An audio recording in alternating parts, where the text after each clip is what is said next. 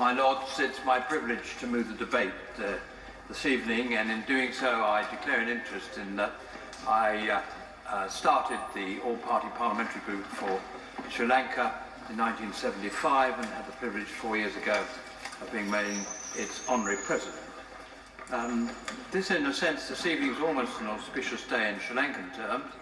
Yesterday was the 71st anniversary of the independence of Sri Lanka, so it's no young nation. Indeed, it's a very senior nation, and in democratic terms, it is looked upon as the leading democracy in that part of the world, with regular elections, governments changing here and there, and so far, thankfully, no sign of any dictator. The reason for this evening's debate is very straightforward.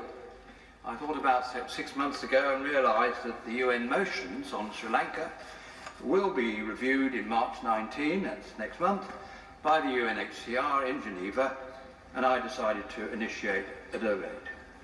It is, after all, nearly 4 years since those resolutions were passed, being originally removed by the USA and the UK and co-sponsored by the government of Sri Lanka, who welcomed help along the way. There are two resolutions. Firstly, one adopted in September 2015, and another in March 2017.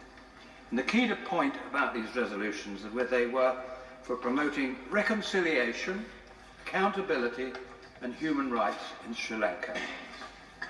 The cause was really the war in Sri Lanka, and the end of that war has resulted in Elam being something that nobody in Sri Lanka, other than the Tamil Tigers, really wanted.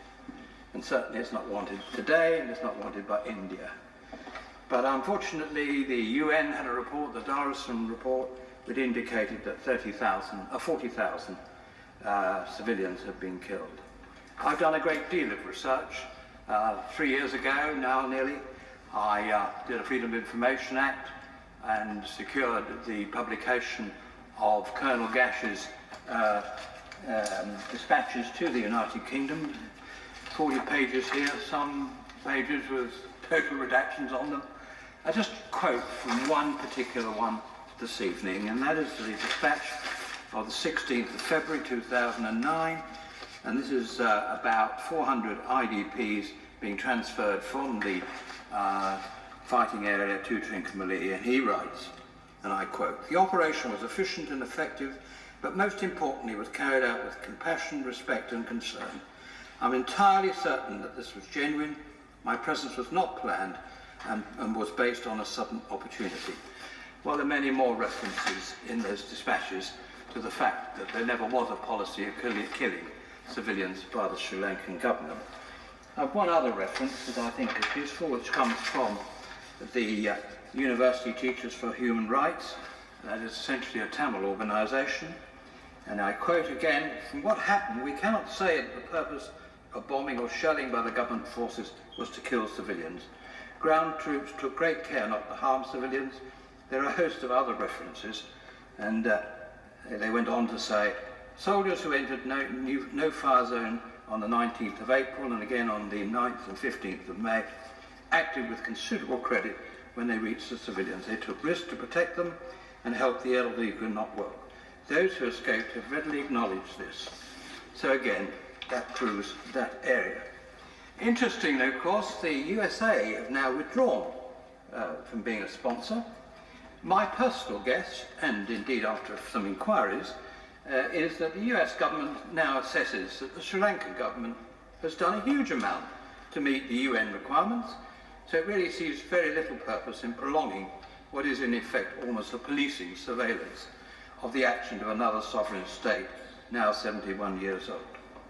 Nevertheless, I think it's right to evaluate what has happened over the last 4 years. And I say and pay tribute to Her Majesty Government for some of the help they have given, particularly in the reconciliation process through its Conflict, Security and Stabilisation Fund. Also, Halo Trust, I think they've done a wonderful job. I've personally been out to the demining on 2 occasions and seen this very careful work of a Sri Lankan individual having to deal with 1 square metre a day. Very dangerous work, done beautifully. So I say thank you to all those involved, and look forward to the day of 2020 when those million plus mines are removed. The UK has also assisted in setting up the Office of Missing Persons. Now, as I reflect on the work that I've done, I notice really that there seems to be more and more missing persons reappearing. I've just received notification 3 weeks ago of a well-known Tamil activist appearing in the middle of France, complete with wife and children. I believe that this is not terribly unusual, but it's quite some time since the war ended, and these people are still reappearing. The Sri Lankan government have also set up the Office of Reparations. That's useful and doing good work. They've set up a framework for a Truth and Reconciliation Commission. That's absolutely vital, absolutely my personal judgment. But it does mean that all those who were involved have to be prepared to come and give evidence.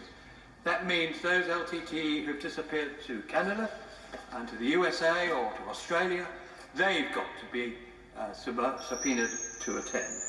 Otherwise it will be totally one-sided. And also, even in the UK, we still have people like Mrs. Balasingham, who was a real activist for the LTTE in the recruitment of child soldiers. So the judges on that particular front, I understand why the Sri Lankan government believes that they should be their judges. I think they're right. If nothing else, the argument recently in the Supreme Court indicated that the Supreme Court does rule supreme in Sri Lanka, whatever the politicians might think otherwise. There's a new Counter-Terrorism Act on the way. 90% of the land that was requisitioned during the war has now been returned to their original citizens. 880,000 displaced persons have been resettled. That's a huge achievement for any yardstick, for any country. 12,000 former LTT cadre have been rehabilitated and integrated back into society. And I've met some of them, and they're most grateful for what was done for them. And in reality, in my judgment, Sri Lanka has taken positive steps on the 4 pillars of transitional justice, truth, reconciliation, and accountability, and guarantees of non-recurrence, which must be taken into account by the Human Rights Council.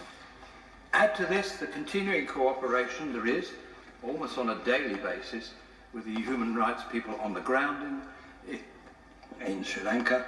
The question has to be asked then, what is the point of continuing with these resolutions? Now, it is just 10 years, almost to the day, since the end of the war.